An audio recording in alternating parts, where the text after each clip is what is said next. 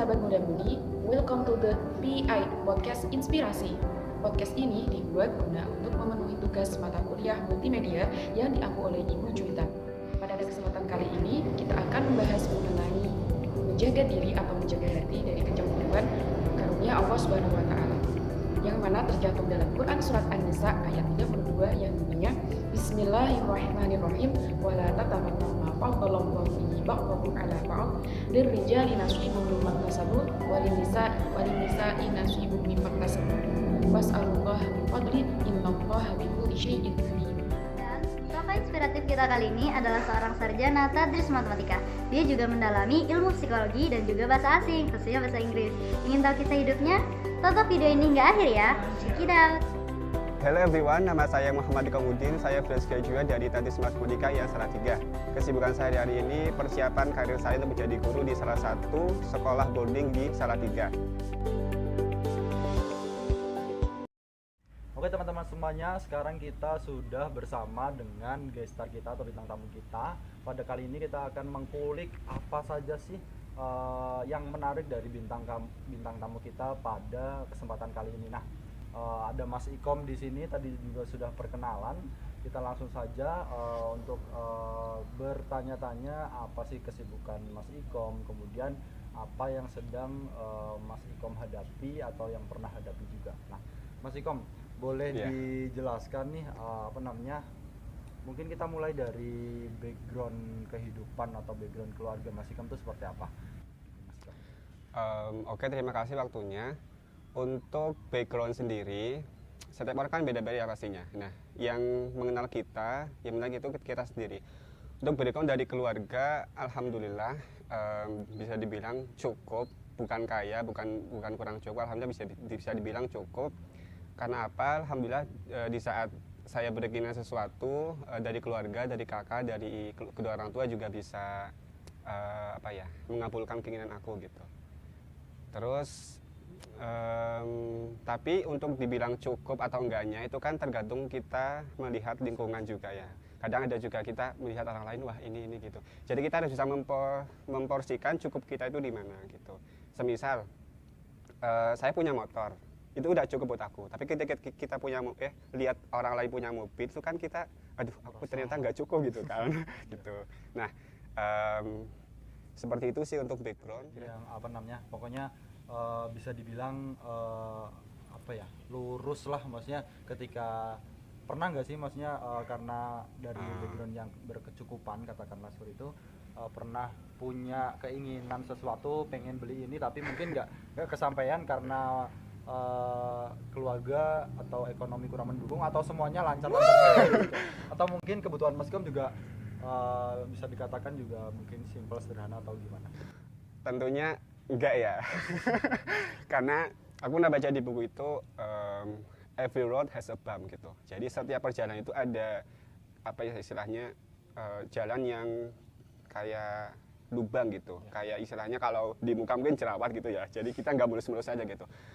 Itu kalau untuk keinginan alhamdulillah enggak ya. Maksudnya kalau misalnya dari HP juga punya, misalnya bisa mengikuti zaman gitu. Mungkin kalau untuk permasalahan itu pada masa pendidikan sebenarnya. Oke, berarti itu seputar kehidupan atau background keluarganya alhamdulillah tercukupi. Tapi mungkin karena perjalanan hidupnya mungkin lebih seru ke ranah pendidikan, maka kita akan bahas terkait itu. Nah, background pendidikan dari Mas Ikom ini gimana? Mulai dari ya paling dasar lah, MI sampai sudah lulus menjadi fresh graduate di Tadris Matematika yang Salatiga. Untuk background pendidikan, sebelum ke yang formal, yang paling penting kan dari kedua orang tua kita. Nah, dari ibu, terutama dari ibu ya, dari kedua orang tua lah, dari keluarga. Karena kan itu pendidikan utama kita di lingkungan keluarga. Nah, untuk yang formalnya, alhamdulillah orang tua aku menyeimbangkan antara dunia dan akhirat gitu. Jadi semenjak TK itu 2 tahun, itu juga udah masuk TPQ. Jadi jam siang sekitar mungkin TK sampai jam 10 ya, itu udah belajar di TK-nya. Terus jam duhur sampai jam 5 itu udah di TPQ gitu. Jadi istilahnya buat main-main itu nggak ada sebenarnya. Kalau TK kan alhamdulillah bisa main-main ya, kan nggak perlu belajar apa serius sama gitu. Jadi seperti itu. Terus untuk MI kami juga sama, masih ngurusin diniyahnya dari kelas 1 sampai kelas 6 itu udah gitu, maksudnya diniyah ya juga sampai kelas 6 gitu. Jadi nggak ada waktu buat main-main sama istilahnya teman yang sebaya gitu, karena jarang yang sampai diniyahnya sampai jam 5 seperti itu. MTS, pas MTS itu udah lulus diniyahnya, tapi karena dari keluarga istilahnya harus menyimbangkan, maka harus ngaji di rumah. Itu tetap ada ngaji-ngaji di rumah. Di sini udah udah mulai drama. Drama itu muncul di sini. Ya ntar kita bahas aja dramanya. Itu ini untuk ke umumnya dulu ya. Terus ke SMK 3 tahun, terus di sini kuliah 4 tahun gitu. Berarti memang apa ya? Secara finansial juga dari keluarga alhamdulillah support. Kemudian secara pendidikan agama dan pendidikan umum juga diperhatikan. Kalau tadi dikatakan kalau misalkan sehari full itu udah pendidikan tok karena nggak ada apa waktu untuk bermain. Ya pasti ada lah, maksudnya sedikit tapi mungkin tidak sebanyak atau seleluasa teman-teman yang lain. Nah, Mas Ikom pernah ngerasain apa ya? Kok aku dituntut untuk sekolah terus sih? Maksudnya kok aku nggak dikasih waktu untuk bermain sih? Pernah ngerasain itu nggak? Alhamdulillah sama sekarang sih enggak ya. Enggak. Cuma karena mungkin kebiasaan gitu. Alhamdulillah aku nemu passion itu kan waktu sejak MI gitu. Sejak MI nemu passion itu. Jadi udah biasa aja gitu, tentang belajar itu udah biasa. Bahkan mungkin passionku di belajar gitu, mungkin dari situ ya. Passionnya belajar. Passionnya di belajar situ. Terus pas SMK juga MTS sudah mundur dari pondok kan.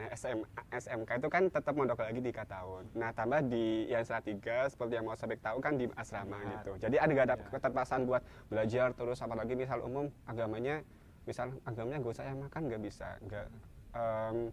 Saya memilih untuk tetap fokus pada 2 bidang itu gitu. Agama sama di umumnya. Sama umumnya seimbang lah. Seimbang. Oke, emang harus ada maksudnya ya karena tadi udah bilang karena passionnya ada belajar, jadi nggak punya waktu bermain atau ya pasti punya lah.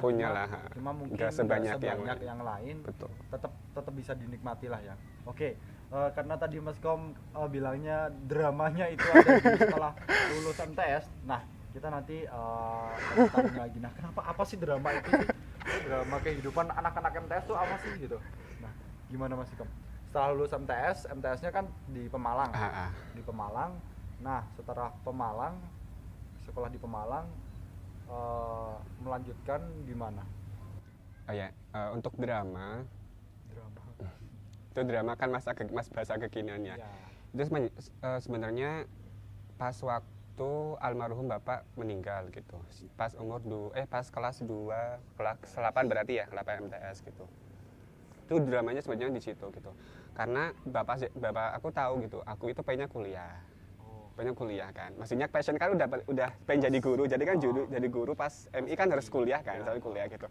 Terus pas waktu itu kan otomatis ekonomi mundur lah. Kalau ada Jawa itu, kalau ayahnya meninggal itu kayak tanaman padi-padi itu kan istilahnya emang nggak berjalan lancar gitu. Apalagi kan yang meninggal bapak gitu kan. Jadi ya tetap ada itunya. Terus dramanya lagi itu masalah melanjutkan jenjang ke berikutnya setelah MTS. Kalau mau kuliah kan otomatis harus ke SMA. Nah untuk SMA itu ekonomi lah pastinya ya. Pernah gini, mungkin aku baru cerita ke Opik. Selama kuliah, alhamdulillah kelas dari 1 sampai 3 itu peringkat 1 semua. Alhamdulillah. Terus untuk pas UN itu juga alhamdulillah dapat istilahnya apa ya? NEM apa ya? Dapat. Iya, nilai UN tertinggi gitu. Tertinggi gitu. Itu di ruangan itu yang 3 besar termasuk aku itu masuk ke ruang kepala sekolah. Itu mau dimasukkan ke SMA 1 Pemalang favorit. Nah, karena aku udah bilang orang tua nggak bisa, jadi pas waktu itu aku keluar dari ruangan itu. Ya. Berarti maksudnya kan emang dapat peluang. Itu bukan beasiswa, itu disarani ke masuk ke situ gitu. Sama kepala sekolahnya, bukan beasiswa. Jadi bukan beasiswa, tapi untuk Mas kesini aja ya, ini favorit loh gitu. Kan SMA udah pupus lah gitu ya. Terus ke SMK juga karena aku sukanya matematika, aku mau ambil akuntansi. Terus akuntansi nggak bisa karena akuntansi harus kuliah sama ibuku gitu kan. aku pertama kali nangis tentang pendidikan itu pas itu. Aku nangis di kamar. Karena Nggak apa-apa lah, wajar. pendidikan gitu lah. Iya, karena Nah, memang ah. suka di situ kan. Terus di akuntansi udah enggak pupus lah. Terus ke TKR aku nggak ada minat plus ke TKR otomotif gitu. Cuma alhamdulillah karena saya suka belajar, suka apa-apa itu direkomendasikan untuk ikut lomba-lomba gitu. Mungkin aku bukan orang pintar ya, tapi mungkin alhamdulillah karena ketolong rajinnya jadi bisa ngejar orang lain gitu. Itu buat lomba-lomba, itu juga nggak ikut lomba karena aku fokus ke pondoknya karena balance yang tadi kan. Seperti itu. Itu masih di Pemalang Mas? Masih di Pemalang, itu pas sama mondok gitu. Di situ juga karena aku passionnya belajar, aku pengen ini tuh bukan halangan aku buat kuliah gitu. Jadi aku tetap bisa, alhamdulillah bisa nyimbangin SMK ya selama 3 tahun itu peringkat 1, terus di pondoknya juga peringkat 1 gitu. Jadi ya adalah pikiran-pikiran ini kayaknya bukan jalan untuk kuliah di SMK gitu kan. Nah tapi ya aku yakin maksudnya karena doa juga karena keyakinan aku jadi bisa sampai kuliah di sini seperti itu. Gimana sih caranya mengantisipasi kan emang nggak minat sebenarnya di iya betul. TKR SMK, apalagi jurusannya TKR berbanding balik sama passionnya di bidang ngajar atau matematika dan sebagainya gitu. Nah, maksudnya caranya survive untuk tetap bertahan selama 3 tahun di SMK itu gimana? Maksudnya apa? Ya pasti ada itu ya. Ada apa namanya? Masa-masa nggak enak atau mungkin apalah itu, maksudnya Mas Ikom bisa jelasin lah kali. Ya, that's a good question. Jadi untuk survive-nya pas waktu ke TKR yakin aja gitu. Yakin kalau misal di otomotif ya berarti aku harus kerja di bidang otomotif. Ya, yang mana mobil gitu kan di situ pas itu. Cuman lambat laun terus ada istilahnya proses di situ. Mungkin karena aku percaya bahwa usaha kita juga karena doa ya. Semua aku alhamdulillah salah satu orang yang percaya dengan religi gitu, kekuatan doa gitu. Pas waktu sholat, habis sholat itu aku nggak ada doa buat pengen jadi guru. Nggak ada. Aku doa SMK. Doanya itu pas ada lihat-lihat guru pada jalan ke ruang kelas, aku doa di situ. Sering aku istilahnya almost maksudnya ngebayangin terus sering juga meneteskan air mata itu. Mungkin itu salah satu doa yang dikabulin ya. Karena aku percaya bahwa kiaiku ngendika doa itu nggak sepenuhnya dikabulkan. Maksudnya dikabulkan di mana aja, waktu kapan aja di situ. Terus untuk struggle-nya mungkin yang awal tadi karena hobi belajar sebenarnya. Jadi apapun yang dihadapi itu belajar gitu. Tentang apa yang dihadapi, tapi intinya aku mau belajar dari apa yang aku hadapi gitu. Jadi emang ya apapun struggle-nya pokoknya ketika kayaknya punya komitmen prinsip yang kuat ya tentang belajar itu. Nah, dulu pas SMK lomba-lombanya di bidang apa Mas? Lombanya bidang otomotif, otomotif juga. Matematika sama yang di asrama sih. Soalnya aku mengurangi yang di sekolah sebenarnya. Itu yang lomba itu juga pernah aku nggak jadi di cancel karena aku ingin emang fokus dua-duanya, nggak mau misal ahli di bidang sekolah tapi kok di pondoknya enggak gitu.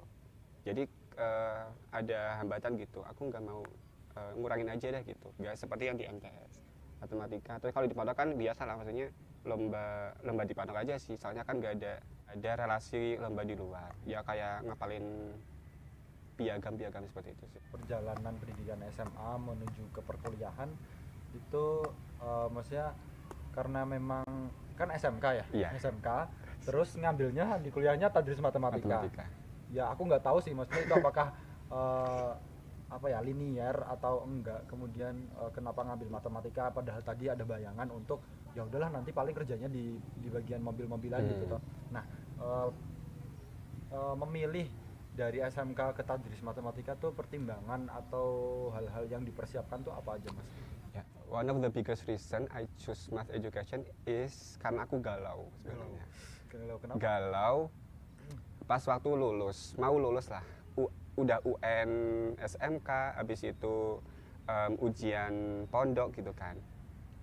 Itu galau, aku mikir aku habis ini ngapain ya? Kan kita wajar kan punya pikiran takut, mas istilah khawatir lah gitu. Pilihan saya waktu itu kalau nggak mondok di API Tegalurja Magelang, kalau nggak di Peloso. Itu yang buat agamanya. Kalau nggak, ya berarti aku harus mau nggak mau kerja di situ. Tapi lebih ke pondoknya sih. Kalau misal aku mau kerja otomotif, enggak, aku mau mondok aja gitu. Untuk yang dimilih di matematika, itu aku sowan sama Pak Yai sebenarnya. Sowan ke dalam, sowan bagusnya di mana gitu. Kalau misal kuliah, terus Pak Yai ngedika, kalau mau kuliah bagusnya di umum aja mas, di umum aja kom gitu. Kalau kan ada pilihan PAI, matematika sama bahasa Inggris. Nah PAI kan agama, lebih baik di pondok aja kalau mau agama. Terus matematika, dia ambil matematika. Di antara matematika sama bahasa Inggris juga aku tanya teman-teman, aku bagusnya di mana sih? Maksudnya menurut kamu di mana? Terus matematika aja kok. Terus aku juga mikir kan bahasa Inggris bisa di otodidak ya. Jadi milih matematika karena pertimbangan yang pertama dari kiainya, terus dari suka juga suka matematika dari pendidikan sebelumnya. Selama perjalanan atau perkuliahan di Salatiga, apakah lancar-lancar aja atau setengah perjalanan ngerasain lelah, capek, atau mungkin ini diterusin atau enggak ya? Apa emang sudah dari awal comfort di bidang matematika, terus jalan selama 4 tahun perkuliahan ini emang ya udahlah lurus aja karena emang suka duluan gitu. Aku kan salah satu orang yang suka psikologi ya, suka psikologi. Jadi banyak pertimbangan psikologi yang aku ambil gitu. Misal pas waktu MTS, aku berpikir bahwa aku itu extrovert, pas SMK introvert. Pas kesini aku bingung, aku itu sebenarnya apa gitu kan. Extrovert apa introvert? Gitu. Terus aku istilahnya apa ya, ngambil resiko lah, ya udah ini aku mau jadi seperti ini gitu. Nah mau jadi seperti itu sebenarnya banyak pertimbangannya di situ gitu. Yang mana misal pas di pondok aku disuruh jadi pengurus, aku nggak mau karena aku pengen belajar gitu. Pas di kuliah aku nggak mau ikut banyak organisasi gitu. Sekarang cuma mahal pas itu. Nah itu aku memilihnya di situ. Jadi banyak pertimbangan, banyak istilahnya rintangan, galaunya itu cuma mikir-mikir di situ. Aku itu sebenarnya seperti apa gitu, kepribadiannya seperti apa. Kalau untuk matematikanya ya enggak ya, maksudnya ya ada lah masalah waktu kita capai, tapi itu capek-capek yang umum yang orang-orang lain juga bisa dihadapi.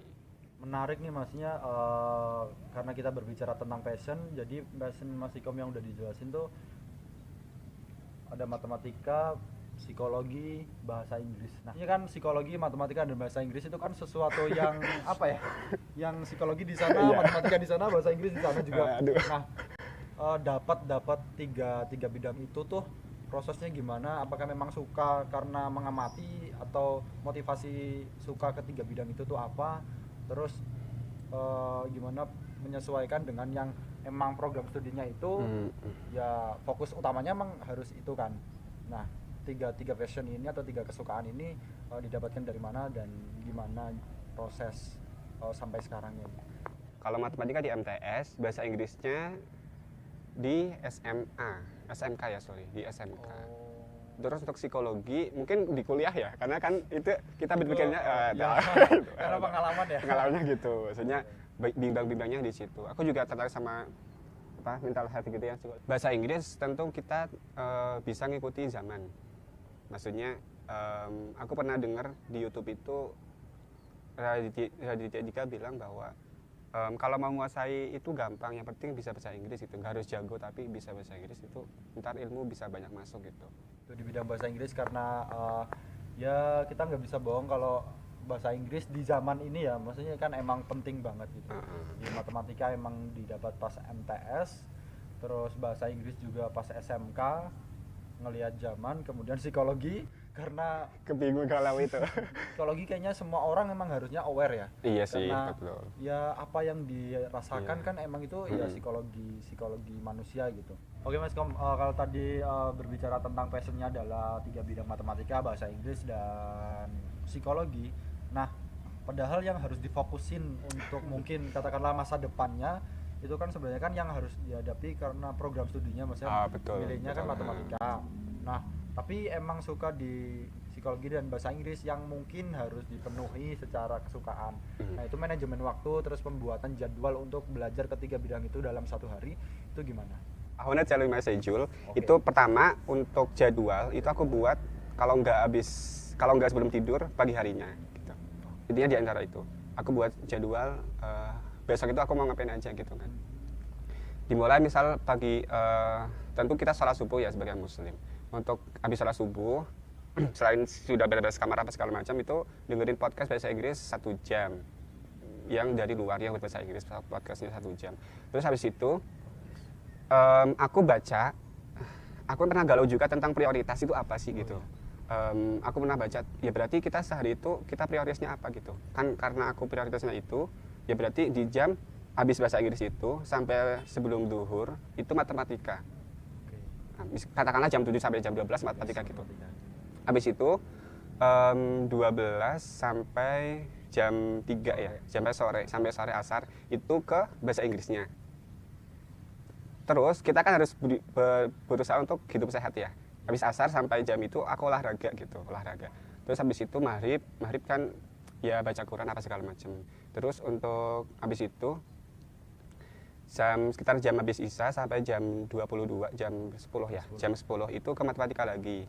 Habis itu ke bahasa Inggris lagi, seperti itu. Kalau psikologi selang-seling. Jadi kan misal aku nggak belajar psikologi berdebab, tapi apa yang aku rasakan itu terus aku search di Google gitu. Misal aku udah ngerasain tadi prioritas itu apa sih, terus aku belajar di sisi psikologinya aku gimana, seperti itu. Pernah nggak sih Mas ya, aku bikin jadwal ini tapi nggak terlaksana, kemudian kalau ngeliat Mas kan kayaknya orangnya terstruktur banget mulai dari pagi sampai malam gitu. Pernah nggak terlaksana atau mungkin nggak terlaksana itu karena apa? Atau mungkin Mas Ikam terstruktur itu dan serapi itu dalam membuat jadwal gitu? Enggak lah tentunya, manusiawi pasti ada segala macam gitu. Itu juga masuk ke psikologi bahwa aku itu orangnya sistematis tadi ya yang di itu. Terus aku untuk belajar untuk bisa fleksibel gitu. Misal ada jadwal yang tiba-tiba ada kepentingan apa, ya berarti aku harus fleksibel gitu kan. Itu kan ya istilahnya orang lain juga harus seperti itu gitu. Cara metode belajarnya seperti itu, nyamannya emang seperti itu? Iya, aku nyaman kalau jadwal aku rapi gitu. Manajemen waktunya ya menyesuaikan dengan jadwal itu ya Mas. Jadi harus ngatur prioritas hidup kita itu apa gitu. Karena sekarang udah menginjak usia yang berapa? 24? 23. Oh, 23. Ya hampir 24 lah. Hampir 24. Ketika aja biar kelihatan. 23 tahun. Nah, selama 23 tahun ini pernah nggak sih ngerasain titik terendah bukan terindah. Titik terendah selama hidup 23 tahun ini tuh apa sih? Ya pasti semua orang punya ya. Nah, punya lah. Mas Ikam tuh apa? Gak apa-apa nggak diceritain. Kamu bagus tanyanya. Enggak lah, aku secara aku terbuka. My burnout tuh titik terendah aku couple months ago. Tapi alhamdulillah minggu begini aku udah istilahnya bangkit lah gitu. Oke.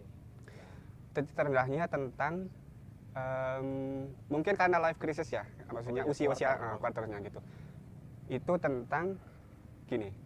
Aku juga sempat nulis di komputer, di laptop gitu. Aku itu belajar matematika, jadi guru matematika. Itu hanya sebagai apa yang aku dapatkan di share, atau cuma matematika jembatan buat mereka siswa lulus, atau aku bisa ngembangin matematika untuk bisa layak diaplikasikan di hidup gitu. Terus kayak misal bahasa Inggris, aku belajar bahasa Inggris buat apa gitu loh. Sementara aku di desa, istilahnya apa.